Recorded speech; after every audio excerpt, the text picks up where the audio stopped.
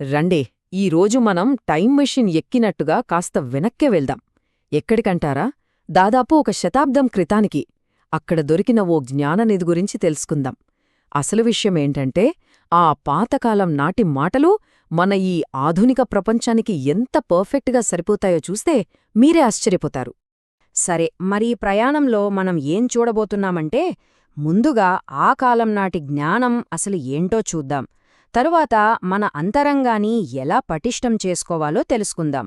ఆపైన బయటి ప్రపంచంలో మన పనులను ఉద్దేశపూర్వకంగా ఎలా చెయ్యాలో చర్చిద్దాం. దీనికవసరమైన పునాదులేంటో కూడా చూసి చివరగా ఈ విషయాలన్నింటి సారాంశంతో ముగిద్దాం. సరే, మొదలు పెడదామా? ముందుగా దాదాపు 100 ఏళ్ల క్రితం వచ్చిన ఈ పత్రిక అసలు ఉద్దేశ్యమేంటి, దాని లక్ష్యమేంటో ఒకసారి చూద్దాం. దీని వెనుకున్న ముఖ్యమైన ఆలోచనేంటంటే, మన జీవితంలో వచ్చే జబ్బులు, బాధలు, గొడవలు ఇలాంటి పెద్ద పెద్ద సవాళ్లను దాటాలంటే మనకి కావాల్సింది అంతర్గత శాంతి, ఆధ్యాత్మిక జ్ఞానం. అవే అసలైన ఆయుధాలు. అంటే ఏదో బ్రతకడం కాదు, ఒక అర్థవంతమైన జీవితాన్ని గడపడమన్నమాట. సరే, ఇప్పుడు అసలు విషయంలోకి వద్దాం. ఈ ఫిలాసఫీలో మొదటి మెట్టేంటో తెలుసా? అంతా మన లోపల నుంచే మొదలవుతుంది. మన అంతరంగాన్ని బలంగా తీర్చిదిద్దుకోవడం. పునాది బలంగా ఉంటేనే కదా భవనం నిలబడేది. అలాగే మన లోపల మనం స్ట్రాంగ్గా ఉంటేనే బయటి ప్రపంచాన్ని ధైర్యంగా ఎదుర్కోగలం. ఇక్కడొక విషయం గమనించాలి. ఒక స్థిరమైన జీవితం కావాలంటే మొదటి అడుగు నైతికతే అని ఎంత సూటిగా, స్పష్టంగా చెప్పారో చూడండి. ఎలాంటి కన్ఫ్యూజన్ లేదు, ఎలాంటి మెలికలు లేవు. క్రమశిక్షణ ఎంత ముఖ్యమో ఇది చాలా క్లియర్గా చెప్తోంది. మనం చేసే పనులే కాదు, మన మానసిక స్థితి కూడా అంతే ముఖ్యం అని ఈ ఆర్టికల్ నొక్కి చెబుతోంది. ఒకవైపు కోపం, అదో విధ్వంసం, అన్నీ నాశనం చేస్తోంది. మరోవైపు శాంతి, అదొక నిర్మాణం, మనల్ని ఉన్నతంగా తీర్చిదిద్దుతుంది. చూడండి, ఈ రెండింటి మధ్య ఎంత తేడా ఉందో. ఒకటి మనల్ని పడగొడితే ఇంకొకటి మనల్ని నిలబెడుతుంది. చూసారా? ఇవన్నీ కేవలం చెప్పే మాటలు కాదు, ఆచరణలో పెట్టడానికి ఒక ప్రాక్టికల్ ప్లాన్ కూడా ఇచ్చారు. వ్యక్తిగత ఎదుగుదల కోసం ఒక క్లియర్ రోడ్ మ్యాప్ అన్నమాట. ఇది వింటుంటే ఈ రోజుల్లో మనం మాట్లాడే self help, journaling, mindfulness techniques గుర్తొస్తున్నాయి కదా. అంటే ఆ ఆలోచనల బీజాలు అప్పుడే పడ్డాయన్నమాట. సరే, మన అంతర్గత పునాదిని బలంగా వేసుకున్నాం. ఇప్పుడు మన దృష్టిని బయటి ప్రపంచం వైపు మళ్ళిద్దాం. అంటే మన చుట్టూ ఉన్న ప్రపంచంలో మనం ఎలా నడుచుకోవాలి, మన పనులను ఎలా చెయ్యాలి అనే విషయాలు చూద్దాం. ఇక్కడ మొదటి సూత్రం చాలా సింపుల్.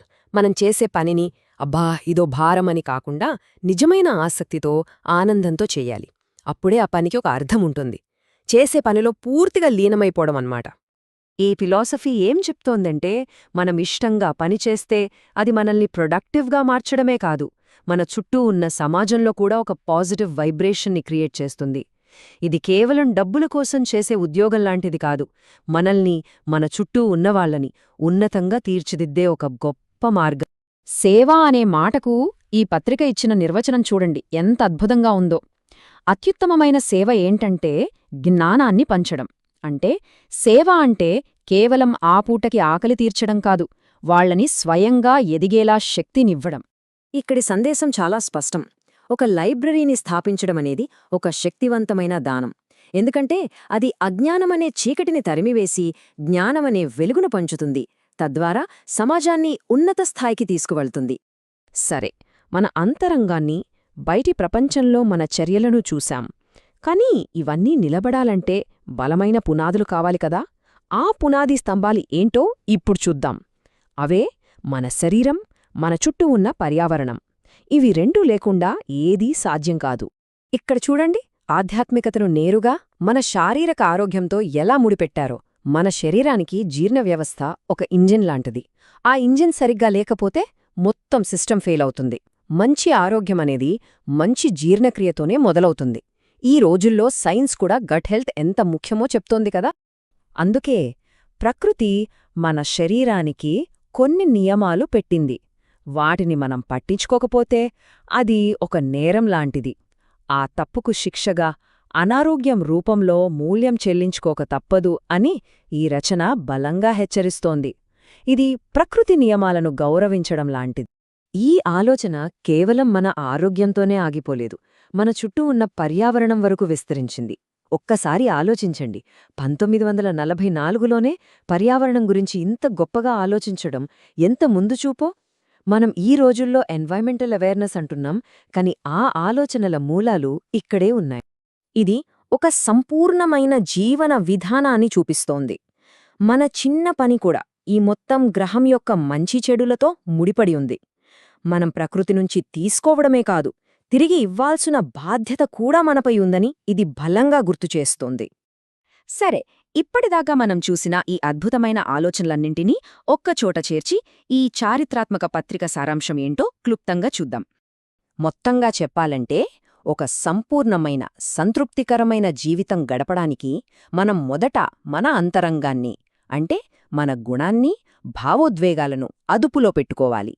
ఆ తర్వాత మన పని, సేవ ద్వారా బయట ప్రపంచంలో ఒక ఉద్దేశంతో బ్రతకాలి. ఈ రెండూ చేసేటప్పుడు మన శారీరక ఆరోగ్యం, పర్యావరణం అనే పునాదులను ఎప్పుడూ మర్చిపోకూడదు. చూశారా, ఇది మన లోపల మొదలై బయట ప్రపంచంపై సానుకూల ప్రభావం చూపే ఒక అద్భుతమైన ప్రయాణం. ఈ కాలాతీత జ్ఞానాన్ని మన ఆధునిక జీవితాలతో పోల్చి చూసుకున్నప్పుడు ఒక ప్రశ్న మిగిలిపోతోంది. ఎన్నో రకాల సమస్యలతో సతమతమవుతున్న మన నేటి సమాజానికి 1944 నాటి ఈ బోధనల నుండి మనం నేర్చుకోవలసిన అత్యంత ముఖ్యమైన పాఠమేది అంటారు? ఒకసారి ఆలోచించండి.